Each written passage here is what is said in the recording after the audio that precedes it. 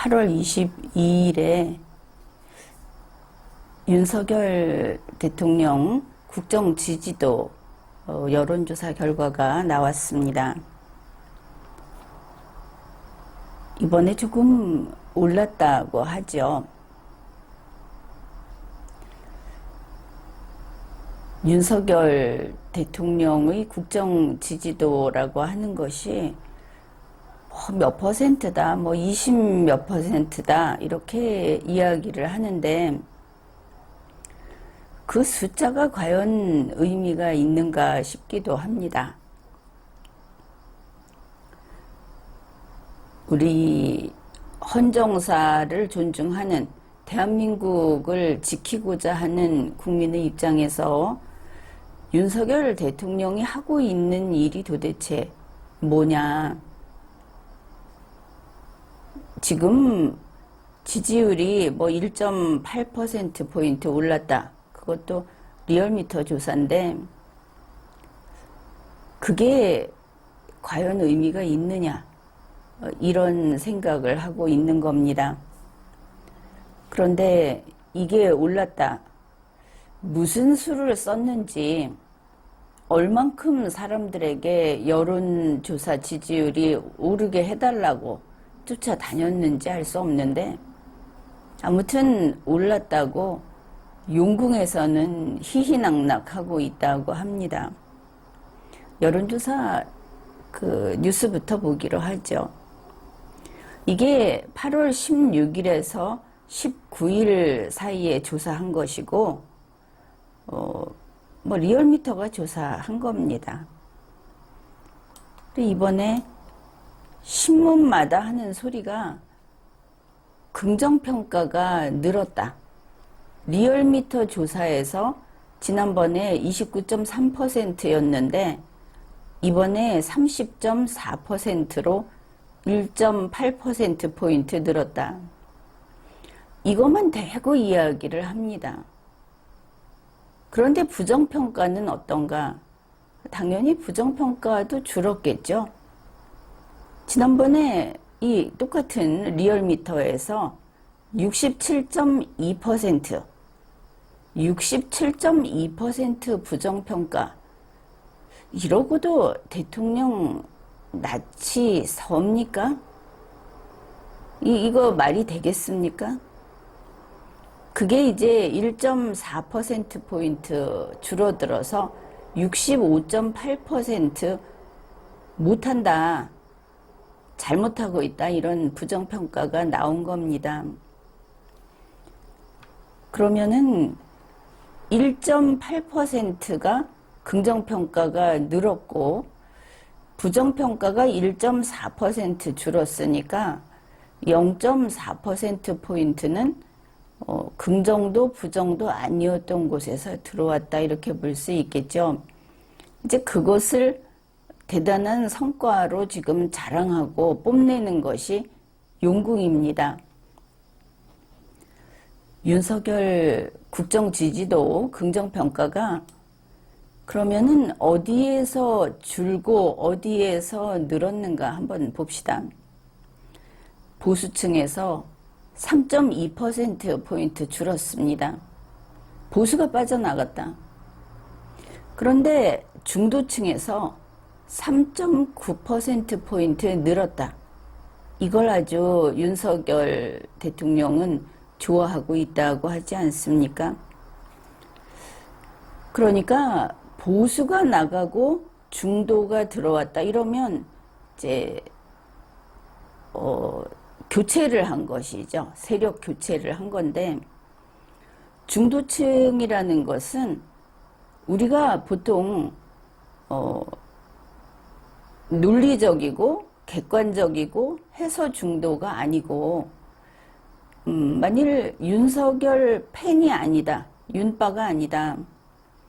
그럼에도 불구하고 윤석열 쪽을 보수니까 지지한다고 하면은 그런 사람들은 스스로를 중도라고 하지 않습니다. 보수라고 하겠죠. 이게 과거하고 바뀐 겁니다.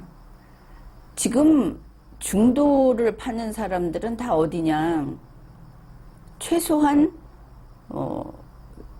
민주당에서 강성이 아닌, 그러니까 온건 좌파 정도 되는 사람들이 스스로를 중도라고 합니다. 그 온건 좌파가 3.9%포인트 윤석열 잘한다 이랬다는 겁니다. 그 다음에 좌파층, 이거는 강성 좌파 이래야 되겠죠. 거기서 2.1%포인트 늘었다. 이걸 가지고 보면 보수 3.2%가 빠져나가고 광의로 해서 좌파가 6% 들어왔다. 윤석열의 위치가 원래 보수가 아니다 하던 사람이 지금 지지층이 이렇게 옮겨가고 있으니까 더 좌파로 옮겨간 것이 분명하죠. 이렇게 됐는데, 그러니 윤석열 대통령 측 용궁, 거기에서 이런 반응이 나온 겁니다. 용산 대통령실에서 이 결과에 이제 국정 지지도 하락세는 끝났다. 바닥을 쳤다. 이게 무슨 이야기입니까? 이제 올라갈 일만 남았다. 한마디로 보수가 나가고 좌파로 물갈이하기 시작한, 이게 여기에 환호하고 있는 겁니다. 윤석열 핵심 관계자가 이렇게 말을 했습니다. 이제 이 지지율은 30%대 후반까지 무난히 오를 것이다. 좌파가 들어와서 채워줄 것이다. 보수는 나가도 된다. 또 다른 관계자는 아마 지금 이제 바닥을 친, 보통 주식에서 바닥을 쳤다 그러면은 올라갈 것을 기대하지 않습니까? 똑같은 논리로 이 지지율을 계속 올려서 추석 전까지는 40% 선을 넘겨야 한다. 굉장히 낙관하고 있죠. 보수가 빠져나가고 모든 정책을 좌편향으로 완전히 바꿔버리고, 그리고 연방제 통일, 친중, 친북으로 지금 방향을 바꾸고 있으면서 지지율이 반등한다 하고 지금 즐거워하고 있는 게 윤석열 대통령이다. 현 정권이다. 그런데 윤석열 대통령 측에서 그러면은 어째서 지지율이 오르기 시작했는가? 그들이 보고 있는 시각을 우리가 한번 살펴봅시다. 첫째로 꼽는 것이 이겁니다. 윤석열이 이명박 대통령을 광복절 특사 명단에서 뺀 거, 그거 정말 탁월한 그런 판단이었다. 효과가 좋았다. 그러니까 보수 쪽에서는 어째서 MB를 빼느냐 이러지 않았습니까? 그러나 윤빠들은, 국민의힘에서는 MB 저거는 우리하고 상관없어. 저건 보수야. 저건 반공 세력이야. 이준석 씨가 반공 세력을 얼마나 씹었습니까? 이게 그들의 시각인 겁니다. 그래서 우리 그 보수 신문이나 이런 데서는 얼버무렸죠. 지금 정치 상황이 저러니까, 그러니까 이명박 대통령 사면은 눈치를 보고 좀 뺀 거다 이랬는데 그게 아니었던 겁니다. 윤석열이 광복절 특사 명단에서 빼고, 그래서 좌파들의 지지가 올라가고, 그러니 용산 대통령실은 만세를 부르고 있다. 본색을 알아야 하는 것이죠. 그리고 그 무렵에 무슨 이야기가 있었습니까? 이명박 대통령이 김경수하고 동반해서 나를 사면한다면 나는 사면 원하지 않는다. 무슨 독립투사처럼 이런 소리를 했다고 하는데, 나이가 그렇게 많고 지병도 진짜 지병이 뭐 지병을 달고 있고 이거는 알고 있던 사실이고, 그런데 대통령실에서 MB는 사면을 사양했다. 대통령실에서 그런 이야기 했죠. 이거 용서할 수 있는 겁니까? 보수 우파가 좌파 대통령을 세워놓고 자꾸 보면서 그 좌파 색깔이 곱다 곱다, 정신 나간 거 아닙니까? 이거는 정치 상황이 어때서 이명박 대통령이 사양해서 그 사면 특사 명단에서 뺀 게 아닙니다. 그냥 윤석열 정권이 자기들하고 이념이 다른 우파인 MB를 버린 겁니다. 감옥에서 썩어라 하면서 병원에 드나든다고. 좌파 쪽 사람들 지금 다들 병원에 나와 있지 않습니까? 그 다음에 두 번째로, 그러니까 윤석열이 좌파들 그리고 온건 좌파의 인기를 얻게 된 그 아주 중요한 이유를 지금 이야기하고 있는 겁니다. 첫째, MB를 버려서. 둘째, 광복절 경축사에서 상해 임시정부의 적통, 그게 대한민국의 시작이고 그때가 건국이다라고 언급을 한 거, 그게 효과 좋았다고 합니다. 1948년 건국을 부정하는, 이 정도 되면 평양하고 똑같은 색깔이다, 이게 분명하죠.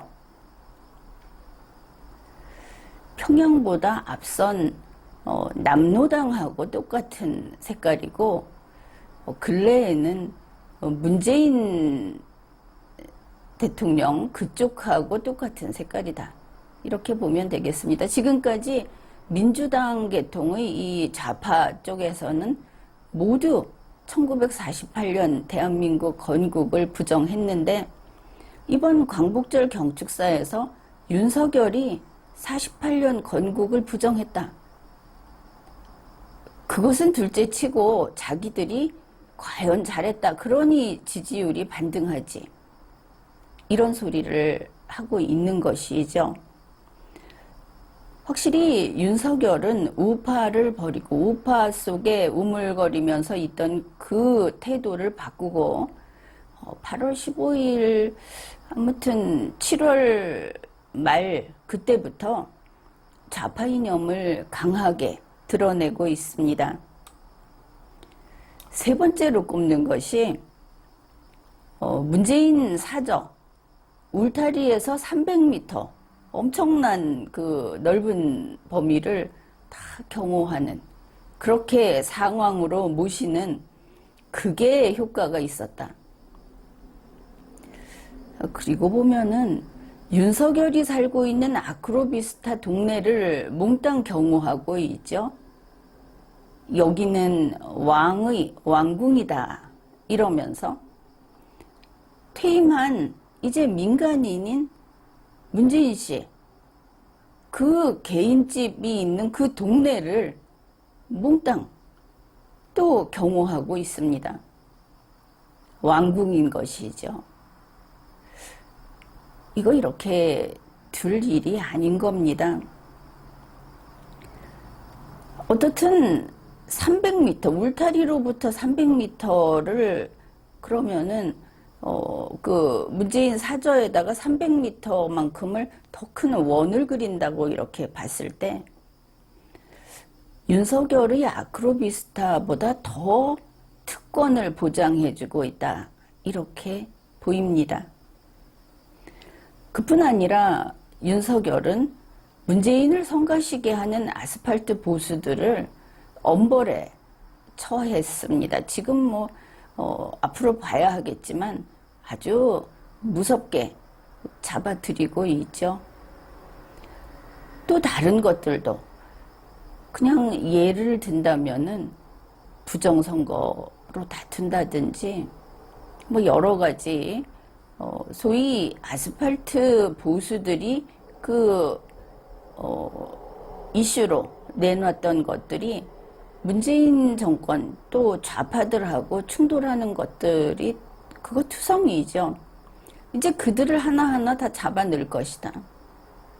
안 그래도 벌써 누가 구속되고 누가 체포되고 뭐 이런 이야기 나왔죠. 아마 아스팔트들은 알 겁니다. 자기들이 지금 어떻게 그 사냥감처럼 쫓기고 있는지 이제 얼마 안 남았습니다. 윤석열 부부 앞에 충성을 다했다 하더라도 그건 의미가 없는 것이죠. 이왕 충성하는 김에 윤석열을 위해서 그냥 몸 바쳐라. 그게 정치의 세계 아니겠습니까?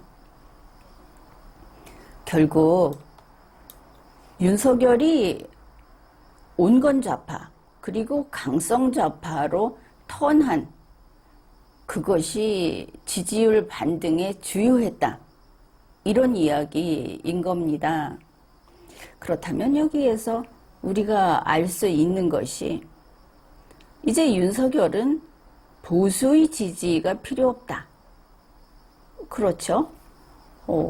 물갈이 해야 하니까 보수 내보내고 좌파로 탄탄하게 채워 넣어야 하니까 보수의 지지는 필요 없다. 뭐 구체적으로 본다면 윤석열은 중도라고 하는 온건 좌파 쪽으로 확장하는데 전력을 다할 것이고, 더 좋은 것은 강성 좌파, 극좌라고 하기보다도 강성 좌파 쪽으로 확장하는데 전력을 다할 것이다. 그것을 알 수 있습니다.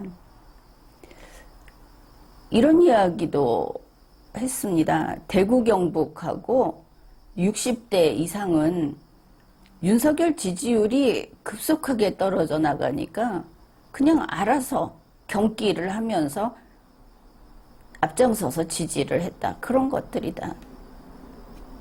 그러니까 대구 경북하고 60대 이상은 그냥 냅두면 된다. 어차피 이념도 다르고 갈 길도 다르고 이런 것입니다. 앞으로 더불어민주당하고 소통하면서 협치에 힘을 기울이겠다.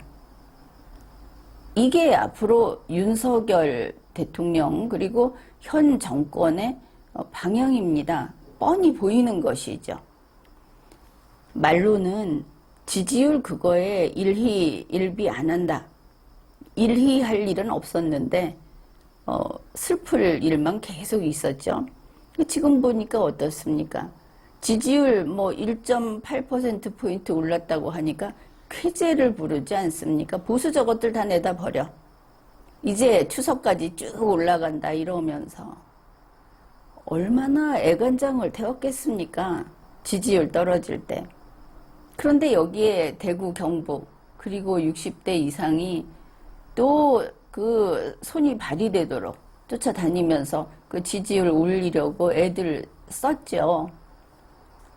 이렇게 개취급 당하는 거 알지도 못하고.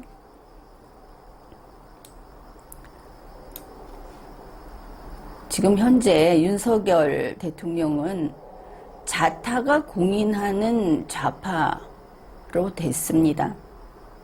그게 본 모습인가 보다 싶죠. 그는 이제 돌아올 수 없는 길로 간 겁니다. 지난번에 8.15 특사 이야기 할 때 보수는 MB를 위하여 김경수 사면 이야기를 꺼냈다 이렇게 생각을 했습니다. 국민의힘 쪽에서 먼저 김경수 이야기를 꺼냈으니까 사실 꺼낼 상황이 아니죠. 김경수의 죄질도 그렇고. 그런데 먼저 꺼냈습니다. 좀 납득하기 어려웠는데 지금 보니까 바로 이와 같이 좌측으로 좌편향 아니 완전 좌측으로 이렇게 턴하는, 내부적으로는 이미 그렇게 됐었으니까 김경수 이야기가 먼저 나온 것이죠. 그러니까 윤석열은 김경수를 위해서 MB 사면 이야기를 했던 것을 알 수 있습니다. 결국은 지지율이 낮아서 MB를 어떻게 한 게 아니고 MB를 딱 버리니까 지지율 올라갔다고 저렇게 만세를 부르지 않습니까? 그때 김경수를 위해서 MB를 꺼내려고 하다가 눈치 보여서 MB를 버리기 위해서 김경수도 버렸다. 아주 잘한 일이다. 그러니 지금 지지율이 반등했다. 결과가 이렇게 됐습니다. 윤석열은 자유통일을 추진하지 않습니다. 지금 윤바가 된 아스팔트들은 윤석열이 자유통일을 추구한다고 새빨간 거짓말을 하고 다니는데 먼저 그자들에게 책임을 물어야 하는 겁니다. 자유우파에서 그들을 내쳐야 하는 겁니다. 그들은 그저 윤바일 뿐입니다. 윤석열은 문재인과 함께 연방제 통일을 추진하고 있습니다. 이 사실을 리마연은 반복해서 방송을 했습니다. 사실을 똑바로 봐라. 나라 뺏기고 김정은 집단한테 모든 걸 뺏기고 그렇게 되지 않으려면 똑바로 봐라 하고 이야기를 했는데 용산 대통령실에서 우리는 연방제 통일 추진한다고 인터뷰했죠. 그게 EU 유럽연합 방식이라고 하지만 그게 바로 문재인의 3단계 통일이고 또 지금 통일부에서는 그 3단계 통일에서 거의 막바지인 시민회의 이런 걸 지금 진행하고 있다. 그 EU 방식의 그 연방제 통일을 추진한다 하는 내용은 리마연의 지난 방송을 보십시오. 그 다음에 지금 윤석열 자신이 이야기했습니다. 바로 오늘 보도됐죠. 김진표 국회의장 그 의장단하고 만찬하면서 둘이 아주 그냥 의기투합했다는 거 아닙니까? 윤석열이 나 맞다. 문재인의 그 통일 방식 그거 내가 계속 하겠다고 재확인을 한 겁니다. 자, 윤석열은 문재인 시즌2다. 이 보수 우파 중에 아주 일부 여기에서 지금 이것을 인정하고 있습니다. 그렇게 봤을 때 윤석열은 문재인의 정치적 아들입니다. 뭐 나이 차이는 그렇게 나지 않지만 또 윤석열은 문재인의 양아들인 겁니다. 자, 이래도 좌파 대통령 편을 들겠느냐, 대통령 편이 얼마나 좋은데 이러면서 윤바 계속 하겠습니까? 윤바로서 만족합니까? 그래도 괜찮은 겁니까? 지금 윤석열 대통령은 깡통입니다. 그가 좌파라고 하는 것은 어쩌면 그의 안에, 그의 주위에 있는 사람들이 좌파 성향이다. 본인은 좌파라고 해도 좌파로서의 결연함도 없는 인물이다. 이렇게 보이죠. 그런 어설픈 좌파 윤석열이 왼쪽으로 완전히 돌아섰다. 우파에는 등을 돌리고 좌파 쪽을 정면으로 보면서 좌파 쪽으로 지금 달려가고 있다. 이게 지금의 현실입니다. 그렇게 하니까 인기도도 올라가고 좋다 하는 것이죠. 그런데 문제는 인기율이 올라가는 것이 아니라 당장 이 김정은이 있는 상태에서 또 중국과 미국 여기에 신냉전이 저렇게 아주 무서운 속도로 진행이 되는 이때 좌파 쪽으로, 옛날식으로 말하면 공산주의 쪽으로, 집단주의 쪽으로 이렇게 방향을 그쪽을 잡은, 아예 그쪽으로 길로 들어선 윤석열이 어떨 것인가. 먼저 이것부터 봅시다. 윤석열이 왼쪽으로 턴을 했다고 합시다. 그러면 원래 수십 년 이념적으로 좌파였던 사람들이 대한민국에 있죠. 또 그런 사람들이 윤석열의 용궁에 지금 들어가 있습니다. 그렇다면 원래 수십 년 좌파였던 사람들하고 윤석열하고 누가 좌파의 뜻에 더 부합하겠습니까? 윤석열이 대통령이 됐으니까 할 수 없다. 저거 이용하자. 좌파의 마음은 잘해봤자 그 정도입니다. 그런데 헌법을 개정하게 되면 자유민주주의는 이미 이제 내다 버리고 여러분이 안 지키고 윤빠가 됐으니까 그거는 내버리는데, 그러면 그때 가서 윤석열을, 저 시원찮은 윤석열을 계속 집행정부의 수장으로 받들면서 좌파가 갈 것인가? 그럴 리가 없죠. 아무리 해봤자, 아무리 노력을 해봤자 윤석열은 진짜 좌파보다 덜 좌파입니다. 그렇다고 해서 자유민주주의 쪽이란 이야기는 아닙니다. 여기는 아무나 이렇게 들어올 수 있는 것이 아니죠. 아니면 아닌 것이니까. 아무리 해봤자 김건희 씨는 좌파보다 시원찮은 좌파입니다. 이 이념 집단이라고 하는 것은 초짜한테 자리를 내주지 않는 겁니다. 국민의힘에서 윤석열을 후보로 냈다 하는 이야기는 국민의힘이 이미 이념 집단으로서의 특성을 상실했다는 뜻이 되는 것이죠. 윤석열이나 이준석이나 지금 싸우고 있다 하니까 어느 한쪽에 붙어서 또 편을 들고 이러고들 있는데, 둘 다 지금 친문이고 연방제 통일을 추진하는 거 맞지 않습니까?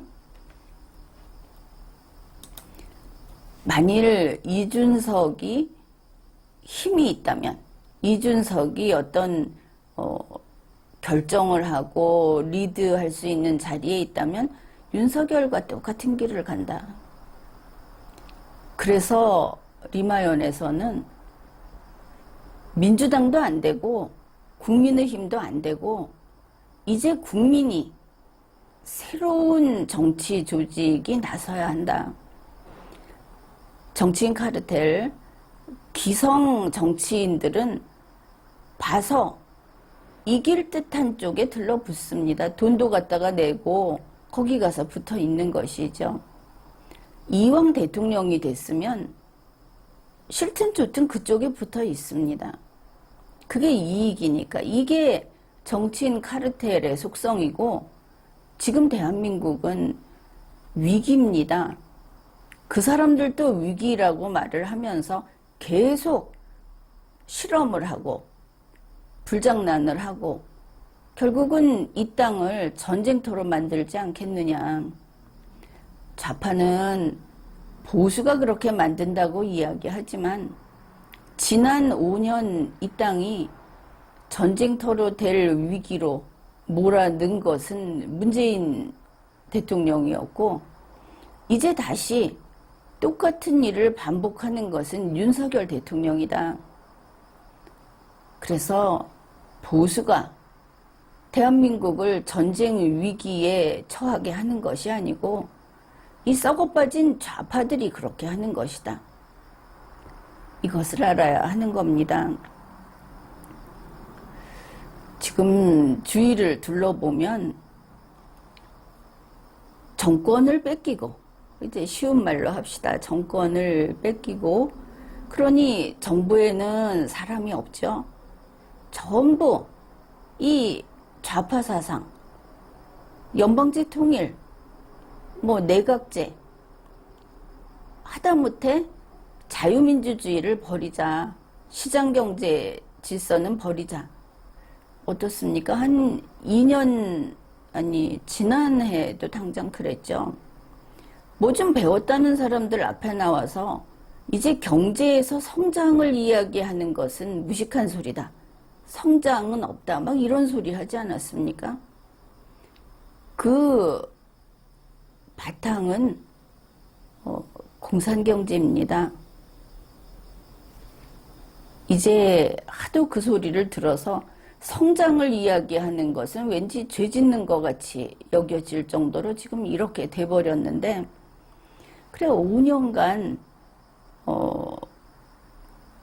여당의 정부의 이 보수 우파가 아예 없어졌죠. 그리고 국민의힘이라는 것도 사실은 바른정당이 이걸 차지했고, 그런 사람들이 거기 들어갔고, 거기에서 자리를 차지하려고 하다 보니까 이념을 세탁을 해버렸습니다. 다 그쪽이 된 것이죠. 자, 이런 상황에서 보수 우파는 어디에 존재하는가? 리마연 빼고 아스팔트에 있었습니다. 뭐 전에 군에 있었던 영관 출신, 또 장성 출신, 아니면은 ROTC, 이제 이런 사람들, 그들이 이 아스팔트에 참가하지 않았습니까? 직접. 그 다음에 애국시민이라고 해서 아스팔트 활동을 했습니다. 그게 사실은 박근혜 대통령 탄핵이라는 것이 너무나 크다 보니까 이 깃발을 잘못 세운 것이죠. 깃발을 대한민국 자유민주주의 이걸 세웠어야 되는데 박근혜를 세워버린 겁니다. 그 당시엔 그게 절실했으니까. 그런데 이제 2022년에 우리가 세울 수 있는 깃발은 대한민국 헌법, 자유민주주의 이게 아니겠습니까?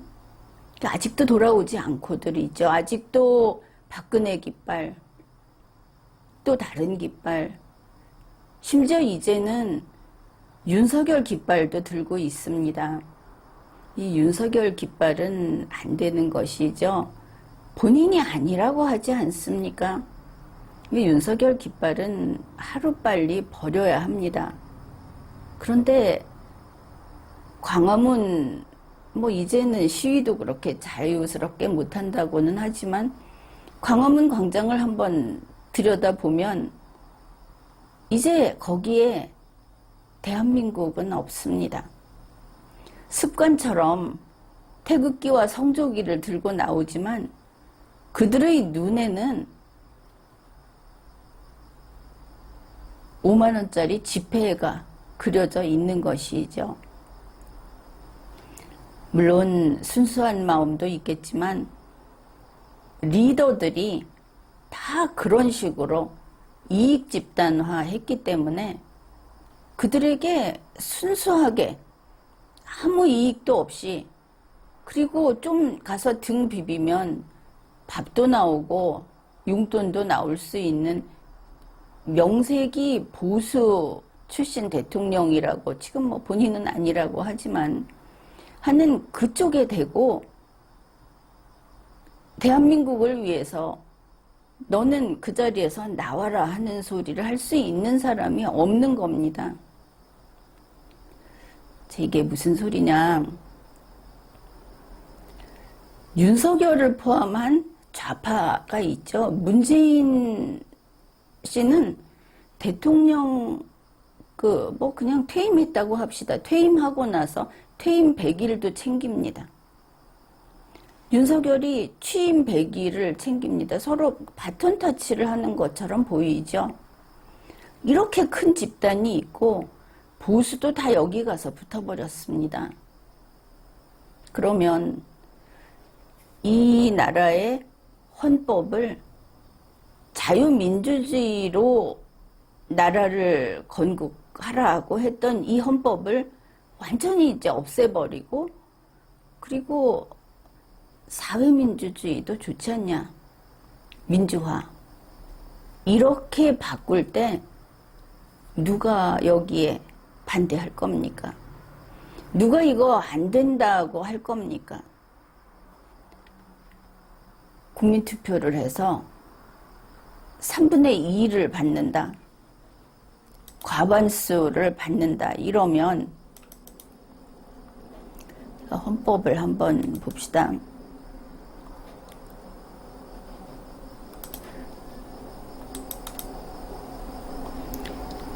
대한민국 헌법 저 뒤에 보면 이제 헌법 개정이 있습니다. 헌법 개정 제128조, 국회 제적의원 과반수 또는 대통령의 발의로 헌법 개정이 제한된다. 그러니까 윤석열이 하겠다고 해서 제안하면 되는 거죠. 국회 제적의원 과반수 하니까 민주당하고 국민의힘 합치면 되는 겁니다. 이 제128조는 그냥 통과가 되겠죠. 문제는 이제 국민투표입니다. 국회의원 선거권자 과반수의 투표와 그리고 투표자 과반수의 찬성을 얻어야 한다. 그러니까 그야말로 51%가 되면 개헌이 되는 겁니다.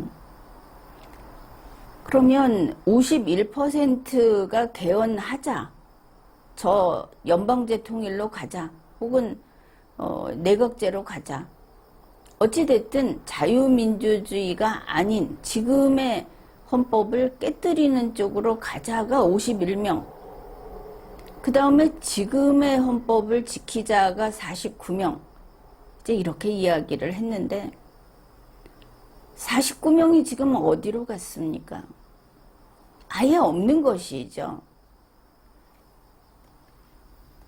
아예 없으면 이 사람들이 어떻게 할 수 있느냐?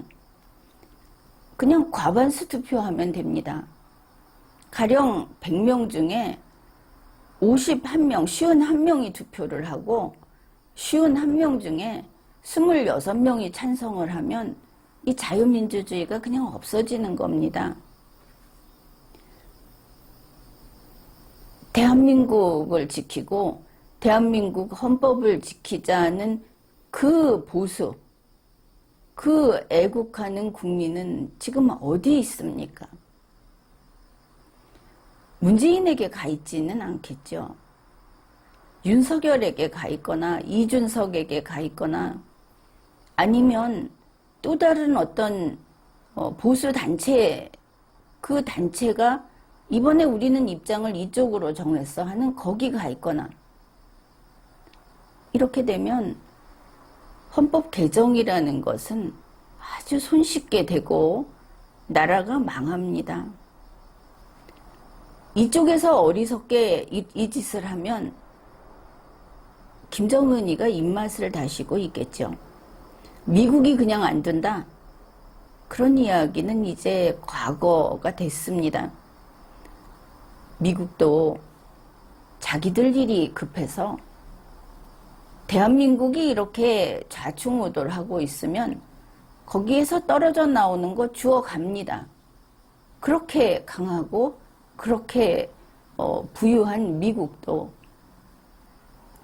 자기 나라는 자기가 지켜야 하는 것인데 대한민국에 보수가 어디 있습니까?